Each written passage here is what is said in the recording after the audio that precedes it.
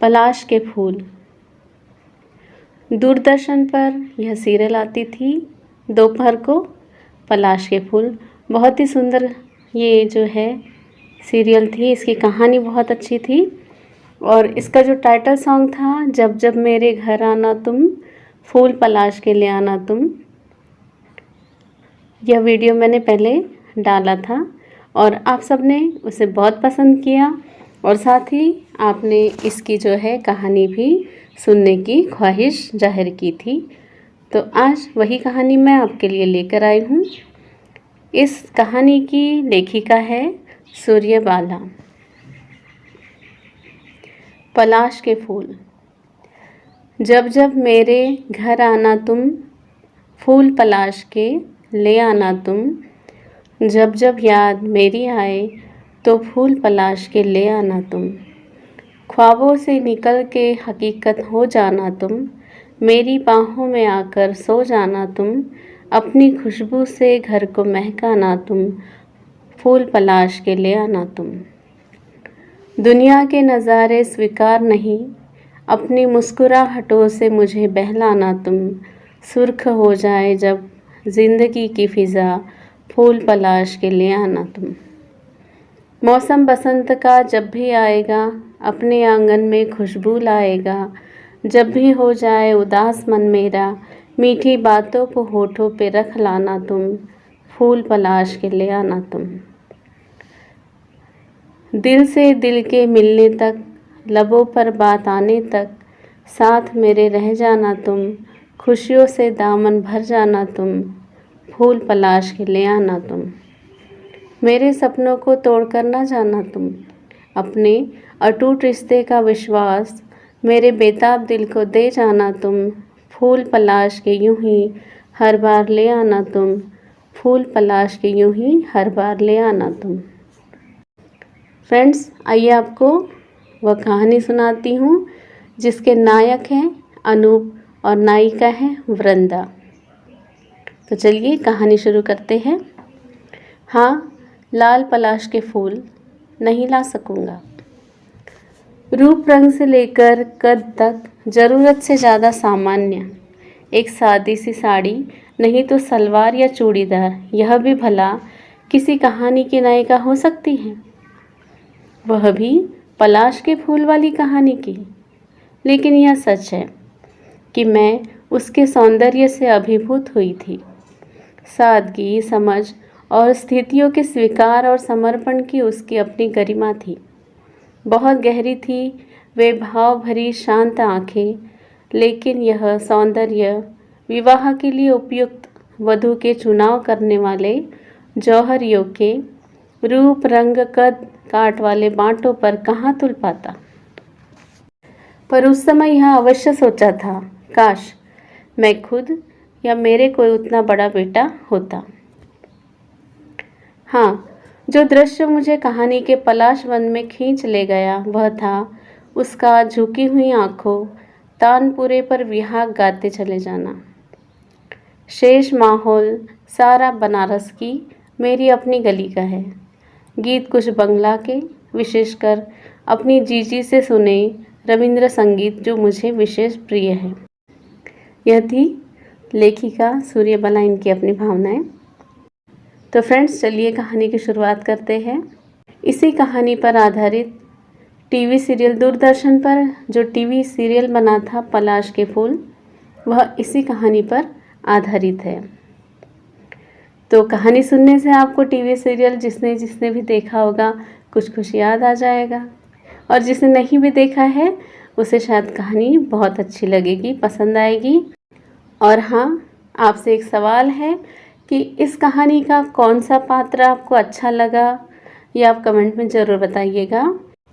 और कौन सी बात ऐसी है जो आपको खटकती है और ये लगता है कि नहीं, कहानी में थोड़ा बदलाव होना चाहिए था, ये ऐसा नहीं ऐसा होना चाहिए था।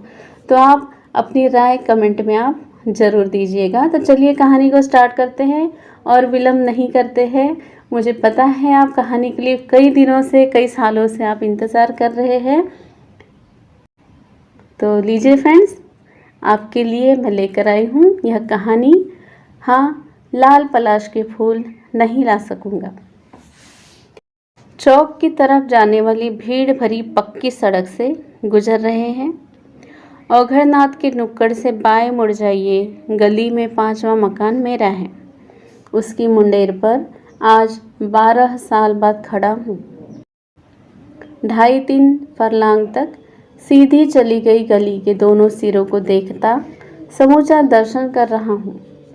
धुंधलाती पहचान लिए चारों ओर से मुझे घेर कर खड़े ऊंचे नीचे मकानों को सुबह रिक्शा से उतरकर अटैची लिए इतने सालों बाद देखा।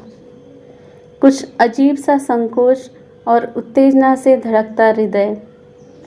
वह धुंध अब साफ होती जा रही है, पहचानें उभरती जा रही हैं, विस्मृति के कगार कटते जा रहे हैं।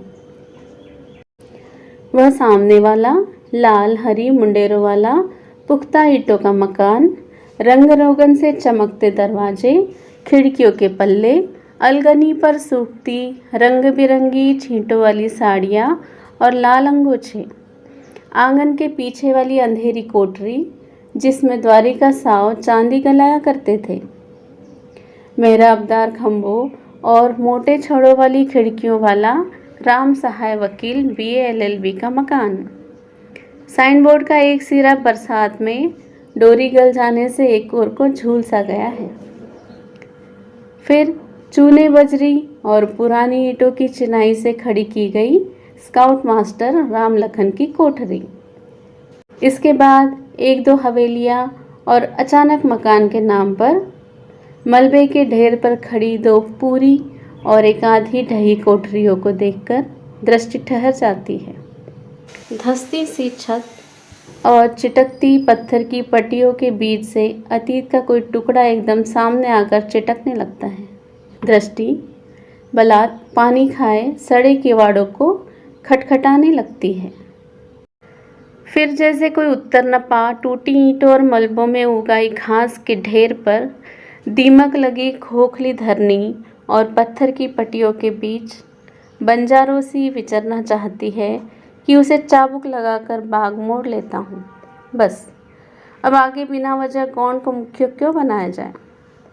हाँ, मिठाई लाल एंड सन्स, सूरती व्यापारी, सिउरतन प्रसाद गंधी वाले, पलटू लोहार की अंधेरी कोठरी, दहकते अंगारे और मोटे चमड़े की लगातार धीरे धीरे चलती धौंकनी, बरगद वाला चबूतरा, औघड़ बाबा का तकिया, पीतल के कमंडल में गंगा जल और फूल अक्षत लिए नहाकर लौटती बूढ़ी कृष्णा पाटकर, ढोले सुथने सरकाती कड़े घुंघराले बालों वाली अधेड़ पंजाबन, चौड़ा गोल इंगूरी टीका और माथे तक घूंघट खींचे पीपल की फेरी देती गंधे वाली की सहुआइन, समूचा भारत दर्शन। अचानक लगता है दृष्टि यात्रा से थकी आंखें मुझे चकमा देकर फिर उसी मलबे के ढेर में सुस्ताने लगी है। एक बार फिर चतुर घुड़सवार का करारा चाबुक पड़ता है। हाँ, गौंड का गौंड ही रहने देना है। ठीक सामने फिर द्वारिका साव की हवेली है, जिसकी पिछली अंधेरी सीढ़ियों से द्वारिका साव 12 साल पहले की तरह चांदी के गहनों से लदे थैले लिए अंधेरी कोठरी में गलाने के लिए चले जा रहे हैं। चाची काली मिर्च डली ठंडाई थमा जाती है। मैं हंसकर पूछने के अंदाज में कहता हूँ, द्वारिका साव अभी तक रेहन में रखी चांदी गलाते जा रहे हैं। चाची गलती सुधारती है। द्वारिका साव को मरे 5 साल हो गए। वह तो किशोरी है, उनका लड़का। सब्जी जलने की गंध आती है, वे जल्दी से नीचे उतर जाती है। एक क्षण को स्तब्ध पत्थर सा जड़ हो जाता हूँ। फिर चैतन्य होकर दिमाग से बीते हुए 12 सालों को झाड़ने लगता हूँ। 12 सालों की मौतें, पैदाइशें, शादियाँ, बारातें, इम्तहान, नतीजे, स्कूल के जलसे, 15 अगस्त के झंडा गीत, कौंधते क्षण, झरझर कर बिखरती स्मृतियाँ, टीसती यादें। लगता है इन सब का कौतुक भरा लबादा ओढ़े खड़ा हूँ। उसे बार बार छटकार रहा हूँ पर उतार नहीं पा रहा। अभी अभी एक गलती को सुधारता किशोरी पीतल का बड़ा सा नाश्तेदान और 9 इंच लंबी दुकान की चाबी लिए निकला है। मुंह में भरे बीड़ों को सरकाता किवाड़ लगा लेने की एहतियाती आवाज़ के साथ जमाने की खराबी पर गली की नाली में थूकता है और रिक्शा पर पूरा थुलथुल शरीर लाद कर कहता है, नीची भाग। अगल बगल गली में ओम राम जी होती जाती है। किशोरी अब किशोरी साव हो गया है। अंगीठी पर राख डालकर चाची फिर आ जाती है। मलबे पर भटकता दृष्टि को स्थिरता देना चाहता हूँ। पूछूं? नहीं। चाची क्या सोचेगी? मन को समझा नहीं पाता कि चोर चाची के नहीं अपने मन में है। खैर, पूछने को मोहल्ले को जगाने की जिम्मेदारी अभी स्काउट मास्टर की ही है चाची, या अब कोई और? अरे तुझे बड़ा याद रहता है रे। लो, वह भी भूल सकता हूँ भला। सुबह 5 बजने के साथ ही उठ जाग मुसाफिर भोर वही, अब रैन कहाँ जो सोवत है के साथ ही गंगा नहाकर लौटते शिवरतन साव टोकते, जयराम जी की मास्टर हड़कम शुरू के देला। हड़कम शुरू कर दिया। रुक कर पूछा, मास्टर दिखे नहीं चाची? कहाँ दिखेंगे बेचारे, एक टांग को लकवा मार गया ना। इस सावन में 4 साल हो जाएंगे। दमा पुराना हो चला है। सीलन भरी कोठरी में झिलंगी खाट पर पड़े रहते हैं। राम सहाय वकील की खिड़की से एक नया चेहरा झांकता है। पूछता, वकीलन अभी वैसी ही गठीली? चाची फिर गलती सुधारती है। वकील साहब की तीसरी बीवी है। पहली की तो याद होगी, बांझ थी, बेचारी को गांव के फुटहे मकान छोड़ दिया है। आँख से साफ सूझता भी नहीं उसे। बाकी दोनों के साथ मौज करते हैं। दोनों लड़ती नहीं, एक साथ कहाँ रखते हैं। और इस तीसरी को आया अभी कुल 1.5 साल हुआ है। इन्हीं की मौकिल तो थी। अपने आदमी से तलाक का मुकदमा लड़ रही थी, फिर इन्हीं के साथ बैठ ली। मैं, दिलचस्प आदमी है। हाँ, खुद वकील पर मुकदमा कौन ठोके? नहीं तो ऐसे छिछोरों को तो चाची कुछ सोच नहीं पाती कि क्या किया जाए। सिलसिला चल रहा है सवालों का जवाबों का, पर हर बार मेरी पकड़ से एक नन्हा मासूम सा सवाल फिसला जा रहा है। वह जानबूझकर इतने बड़े बड़े सवालों की भीड़ में नहीं आना चाहता। नीचे गली में एक लड़का किताबें लिए घर में घुसता दिखाई देता है। एक बार चौंकता हूँ, फिर समझ जाता हूँ अवधेश ही होगा। कितना बड़ा हो गया है वह, 2.5 साल का गदबदा अवधेश। सीढ़ियों तक आता हूँ कि वह खुद ही 2-2 सीढ़ियाँ फांदता दौड़ता हुआ ऊपर आता है, पर एकदम सामने मुझे खड़ा देखकर शर्मा जाता है। मैं उसे प्यार करता हूँ, पढ़ाई लिखाई के बारे में पूछता हूँ। आपको इतने सालों बाद आने पर बहुत अजीब लग रहा होगा। हाँ, सब कुछ बहुत बदल गया है, तुम भी। दोनों मुस्कुरा पड़ते हैं। तभी पास ही कहीं से नन्ही मीठी आवाज़ों के कुछ अस्फुट स्वर कानों में पड़ते हैं। मेरी धड़कन तेज हो जाती है। बंगाली गाना रेडियो में आ रहा है क्या? नहीं, वहाँ उस घर से। उसने चिटकती पटियों और पानी खाए सड़े दरवाजे की ओर उंगली दिखाई है। वृंदा दीदी लड़कियों को गाना सिखा रही है। हारमोनियम के साथ साथ थरथराती सी चलती एक सुरभिनी आवाज़ मेरी पहचान में सिमटने लगती है। बच्चों की आवाज़ें फिर तेज गूंजती हैं। पहुँच तो देर, डाक दिए छे आए रे, चोले आए आए आए, डाला मोदेर भोरे छे, आज पाका फैशोले मोरी, आए आए आए। ये हमारी डालियाँ भर गई है, आओ आओ आओ। पूस का महीना बुला रहा है, आओ चले आओ, पकी हुई फसलों। सीढ़ियाँ उतर आता हूँ, स्वर बुलाते रहते हैं छिप छिप कर, आओ ना आओ ना। अवधेश गुत्थी सुलझाता है। वह वृंदा दी है ना, आप तो यहाँ रहे हैं, शायद याद हो, पर तब छोटी रही होगी। अब गाना सिखाती है घर घर जाकर। यहाँ भी कुछ लड़कियाँ आती हैं सीखने। अच्छा, वह राखाल बाबू की लड़की? जैसे सचमुच बड़ी मुश्किल से याद कर पाया हूँ। राखाल बाबू को ही कभी गबन के केस में जेल हो गई थी ना? हाँ हाँ, अवधेश उत्साह कहता है। अभी 3 साल पहले ही तो छूट कर आए। अंदर से एक घुटती आह दबाकर तटस्थ हो जाता हूँ। गबन के लिए इतने सालों की सजा? 6 सालों की थी।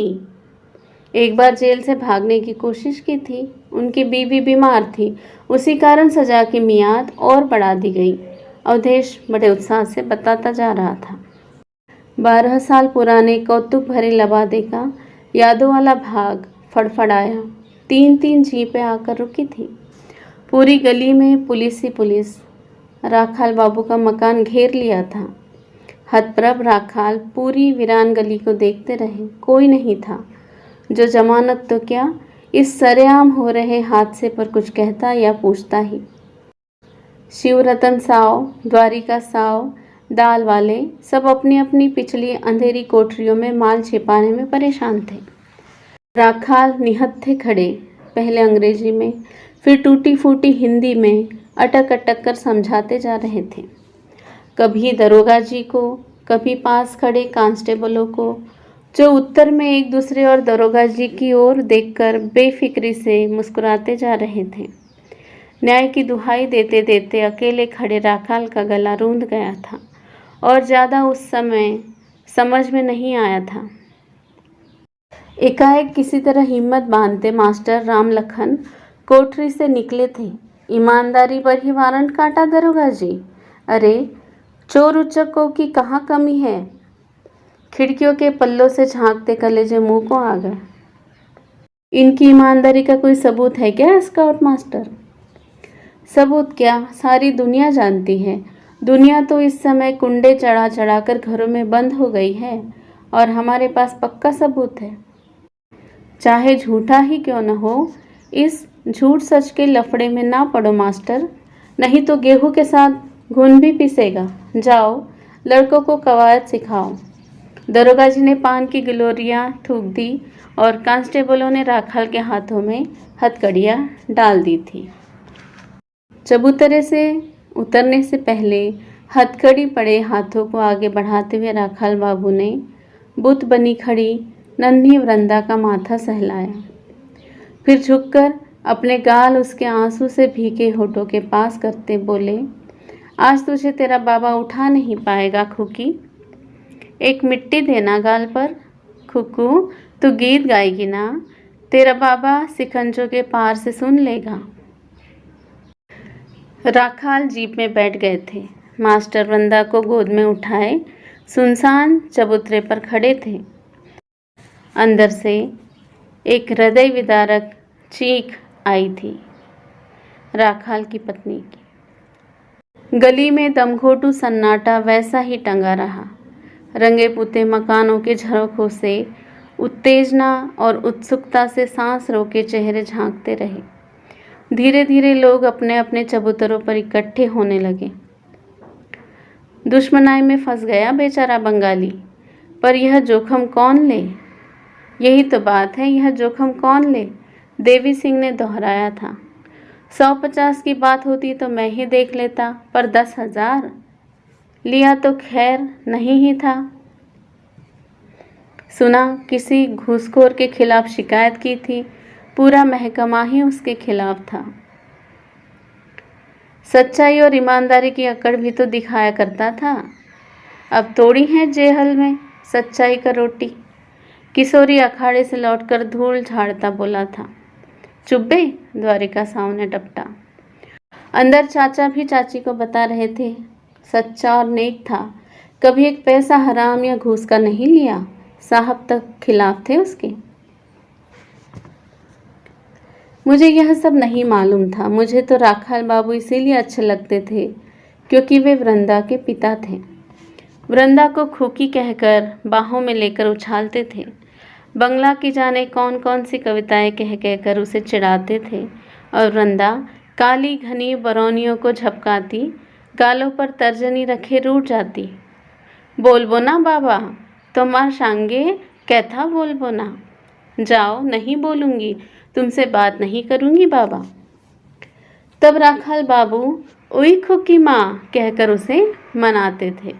मैं दूर मुंडेर पर खड़ा ललचाता रहता, क्योंकि मेरे पिताजी ने कभी मुझे वृंदा के पिता की तरह बाहों में लेकर उछाला नहीं था। सुबह शाम समय से उतनी छोटी वृंदा चौकी पर बैठ जाती। राखाल बाबू हारमोनियम लेकर स्वर निकालते। बारी बारी से कभी राखाल बाबू की गुरु गंभीर, कभी वृंदा की मासूम मिश्री सी आवाज़ रविंद्र संगीत की लहरियों में तैरती रहती। आज धानेर खेते रौद्र छाया, लुको चुरीर खेला रे माई लुको चुरीर खेला, जाबो ना आज घरे रे भाई जाबो ना आज घरे। आज धान के खेत में धूप और छाँव लुका छिपी खेल रहे हैं। आज तो घर नहीं जाएंगे रे भाई, आज तो घर नहीं जाएंगे। धान के नन्हे सुकुमार पौधों से ही वह ध्वनि लहलहा उठती। नीले आकाश में सफ़ेद बादलों की तरी किसने बहा दी है। दरवाजे पर मैं मंत्रमुग्ध सुनता रहता, जैसे मैं स्वयं हरियाले धान के पौधों के बीच लुका छिपी खेल रहा हो, जैसे उस सफ़ेद बादलों की तरी को खेता निस्सीम व्योम को नाप रहा हो। वह बादलों की तरी डूब चुकी थी।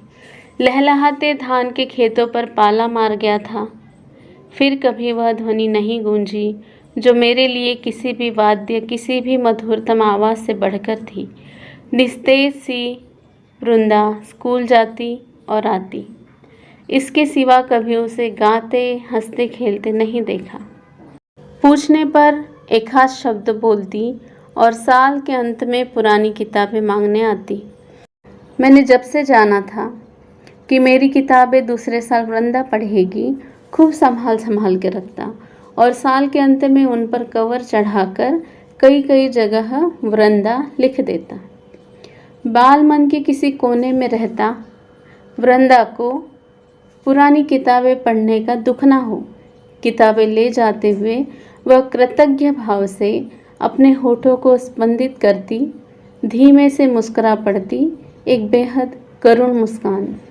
जाने क्यों उतना छोटा होने पर भी मैं उसकी वह मुस्कान नहीं झेल पाता। लगता इसके बाद अगर मैंने कुछ भी कहा या पूछा तो ये स्पंदित होठ आंसुओं से भीग जाएंगे। मैं रोक नहीं पाया, चुपचाप जाकर उसके पास खड़ा हो गया। यत्न से होठों को भींचकर बनाया संयम का छोटा सा बांध सीमा तोड़कर बह चला था। बरौनियों में उलझे हुए आंसू तरबतर ढुलक रहे थे।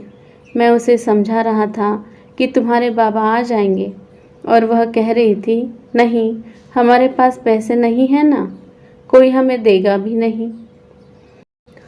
तब कहीं हल्के से कौंधा था, बड़ा होकर खूब सारे पैसे कमाकर पुलिस वालों के सामने फेंक दूंगा और सारी गली के 100 महाजनों के बीच से राखाल बाबू को छुड़ा लाऊंगा। 1.5-2 साल बाद ही पिताजी यहाँ का व्यापार चाचा को सौंप सिंगापुर मलाया कहाँ कहाँ घूमते रहे। बाद में मुझे हॉस्टल में डाल दिया गया। जाने कैसे पैर उठे। चाची, जरा राखाल बाबू को देख आऊं। हाँ हाँ, भला तुझे याद रहा, बेचारे दुखी आदमी हैं, लंबी बीमारी से टूटे। वह तो बेटी है कि बेचारी। नमस्कार राखाल बाबू, पहचाने नहीं? मैं अनूप हूँ, अनूप। राखाल बाबू एक क्षण को धुंधलाती आंखों में बीते वर्षों का नेगेटिव धोते हैं, फिर एकदम चश्मे के भीतर से उनकी आंखें ललक पड़ती हैं। कौन? अनूप? अनूप बेटा, आओ आओ, कब आए, कैसे हो? सब बताया। मेरे माथे पर हाथ फेरते भरे गले से बोले, तुम तो वैसा ही है अनूप, छोटे अनूप माफिक, बदला नहीं। अच्छा, चाय तो पिएगा? खुकी, खुकी माँ, देख तो के ऐसे छे, कौन आया है? कोई जवाब नहीं आया तो बोले, अभी आई नहीं वृंदा। ओही वृंदा याद है? वह बराबर मुझे चोटी में लिखती थी। अनूप मुझे किताबें देता है, अनूप सवाल बता देता है। बाबा मैं ठीक हूँ, अभी आती होगी, चाय पी के जाना बेटा। हाँ। गुमसुम बैठा देखता रहा, सोचता रहा। बात किस सिरे से शुरू करूं कि उनकी दुखती रग फूट कर बह न चले, और कुछ न पूछकर यूं ही बैठा कब तक देखा करूं उस चौकी को जिस पर राखाल बाबू धान के हरे भरे खेतों के ऊपर नीले आकाश में तैरते सफ़ेद बादलों की तरीके गीत वृंदा को सिखाया करते थे। गौरवर्ण उन्नत ललाट वाले राखाल बाबू आज भी उसी चौकी पर थे। जगह जगह से सिले हुए कुर्ते पजामे में चश्मे की एक कमानी धागे से बंधी थी। नीचे हैंडल टूटा हुआ कप रखा था। रक्तहीन जर्जर शरीर और चेहरा टूटन और विषाद का एक स्टिल मात्रा। खुद ही जैसे अपने आप से कहने लगे, हमारा स्टोरी तो सुना ना अनूप, एक रियलिटी जो स्टोरी बन गया। हमारा लाइफ ही एक स्टोरी हो गया अनूप, एक सच्चे हंसते खेलते जीवन के कंप्लीट डिजास्टर का स्टोरी, पूरी तबाही की कथा। अनूप, मैं रात दिन इसी कोठरी में एक अक्षय पश्चाताप की आग में जल रहा हूँ। जानते हो क्यों? यह स्टोरी मैंने बस अपने ही रक्त से क्यों नहीं लिखी, अपनी बीबी और फूल के रक्त से क्यों लिखी।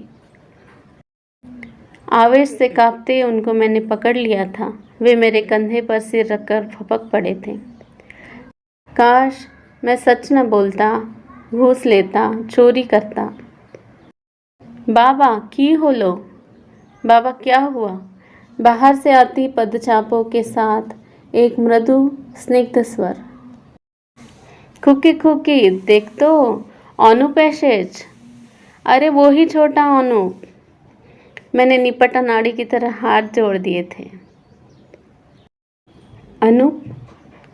3 अस्फुट धीमे स्वर कोठरी में गूंजे थे। वह वृंदा ही थी, विस्फारित दर्द भरी आंखों से मुझे ताक कर आंखें नीची करती हुई। खूब घने रेशमी बालों की लंबी सी चोटी बिना रिबन यूं ही गूंथी हुई, नारंगी फूलों वाली साड़ी उस कंचन काया में लिपटी थी। मुझे जाने कैसे हर सिंगार के फूल याद आ गए, छूते ही झर पड़ने वाले। चेहरा वैसा ही सुकुमार भोला, पर उस पर एक भिक्षुणी सा गांभीर्य और विरक्ति लिपटी हुई थी। चाय लेंगे? हाँ निये ऐशो खुकी। हाँ ले आओ खुकी। एक कप मुझे, एक राखाल बाबू को पकड़ाया। और तुम? कुल 3 शब्द। मुझे लगा आकाश पाताल दिगंत शून्य में व्याप्त हो गए हैं। एक दर्द भरी खुशबू मेरे अंदर फंस गई है। मौल सिरी के टप टप टपकते विरक्ति भरे फूल।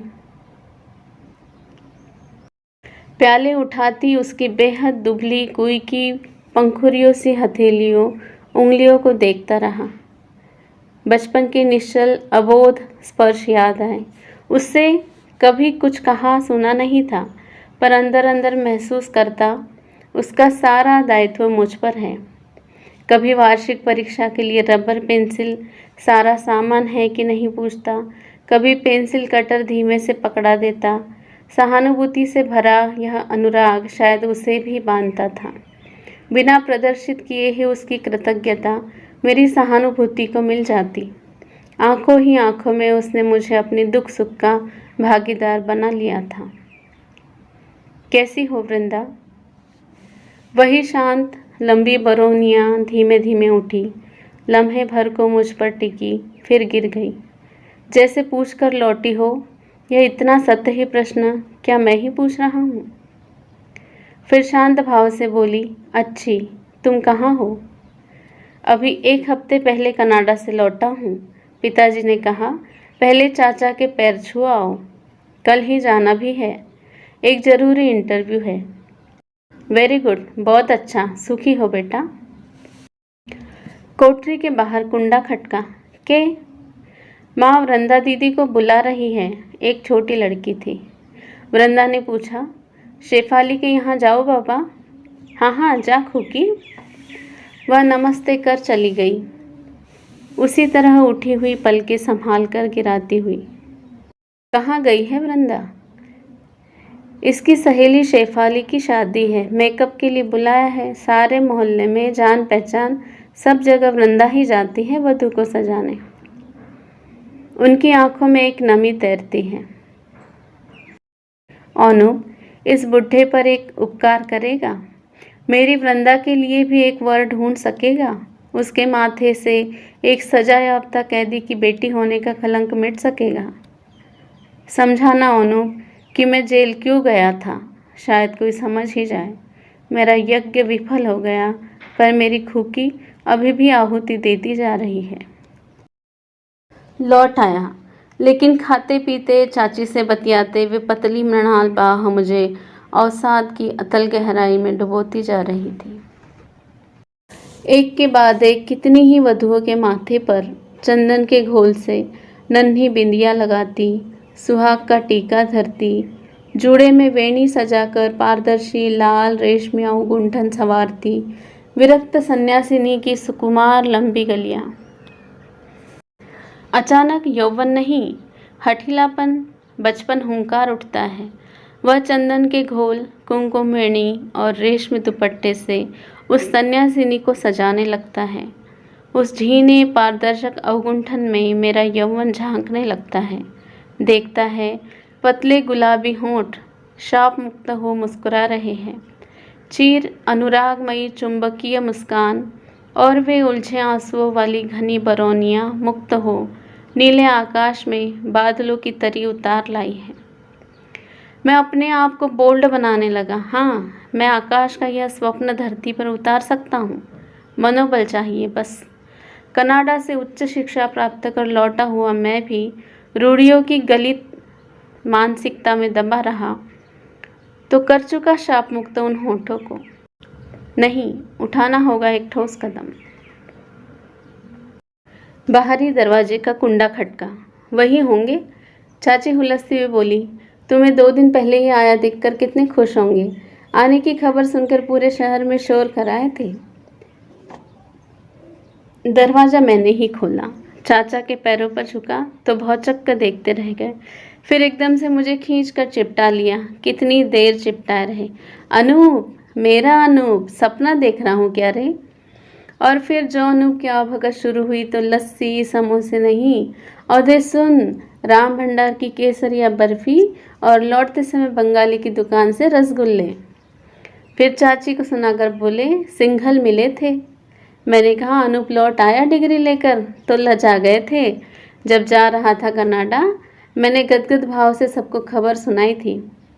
तब यही सिंघल ताने मारकर बोले थे, अभी इतने गदगद हो गुप्ता जी, जब विलायत से चिट्ठी मेम लेकर लौटेगा तब कितने प्रसन्न होगे। एकाध और ने भी हाँ में हाँ मिलाई थी। अब तो फैशन हो गया है, नहीं तो हुक्का पानी बंद हो जाता था बिरादरी में। अभी हम अग्रवालों में तो विचार है ही। भगवान का दिया उसे क्या कम है जो नौकरी के चक्कर में 7 समंदर तहाने भेज रहे हो। वही बुद्धि व्यापार में लगाए। एक बार बाहर गया तो समझो लड़का हाथ से निकल ही गया। न शील, न संकोच, न बड़े छोटे अदब कायदा। तब वे जात पात थोड़ी समझते हैं, दकिया नूसा कहकर खिल्ली उड़ाते हैं। आज मैं सीना तानकर सिंघल से बोला, सिंघल, मेरा अनूप आ रहा है। चाचा की नम आंखें गर्व से छलकी पड़ रही थी। चाची हंसने लगी। अरे अनूप, आज इतने चहक रहे हैं, उस दिन तो सबके बहकावे में आकर सारे आंगन में डोलते फिरे। उसी मेम वाली बात पर, अवधेश की अम्मा, तुम्हें क्या लगता है अपना अनूप तो ऐसा नहीं करेगा ना? उठते टहलते, बैठते फिर टहलते। अवधेश की अम्मा की रट लगा रखी थी। चाची फिर हंसने लगी। झेप कर बोले, तुम्हें पूरा नहीं मालूम कितने व्रत अनुष्ठान और मनौतियाँ बस इसी अनूप के लिए मांगी है।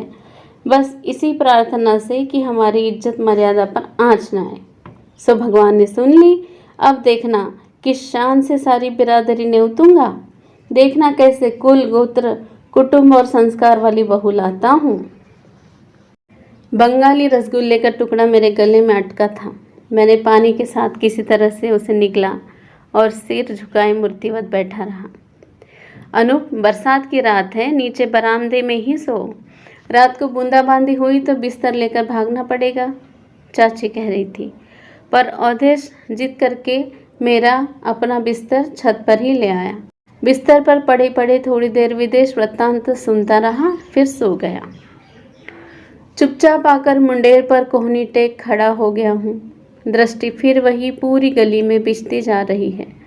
दिन भर की गली चांदी का हिसाब लगाकर सोया हुआ किशोरी, झिरझिराती पुरवाई में तीसरी बीवी के आंचल की छांव में सोए राम सहाय वकील, काली रात में काला धन गाड़ते गंधी वाले, लकवे से घिसट घिसट कर एल्यूमिनियम के पिच के बर्तन धोते मास्टर राम लखन। बस बस लौटो, शेष सब गौण है गौण है। दूर शेफाली के घर से हारमोनियम के साथ लाउडस्पीकर पर मृदु नारी कंठों का संवेद स्वर गूंज रहा है। उल्लास और उलाहने में डूबा ठुमकता हुआ गीत। पीला गेंदे का फूल, लाल पलाश का फूल मुझे ला के दो, नहीं तो खाना नहीं पकाऊंगी, चोटी नहीं गूंदूंगी, दो ला दो लाल पलाश के फूल। मैं लाल पलाश लाने के लिए आगे बढ़ता हूँ कि कोई खींच लेता है, जकड़ लेता है। लौटो लौटो, तुम्हें लाल पलाश नहीं ले जाना है, पीला गेंदा नहीं ले जाना है, बहको मत। थकान से भरा बोझिल कदमों से खाट पर पड़कर आंखें कसकर बंद कर लेता हूँ। नींद नहीं आती, शायद भीरू हूँ, कायर हूँ, इसीलिए। सबल और साहसी सोते हैं, कायर जागते हैं। नीले आकाश में बादलों की असंख्य किश्तियाँ सफ़ेद पालताने तीर रही है और शेफाली के घर से लौटी हुई वृंदा अंधेरी बरसाती रात में एक गीत गा रही है।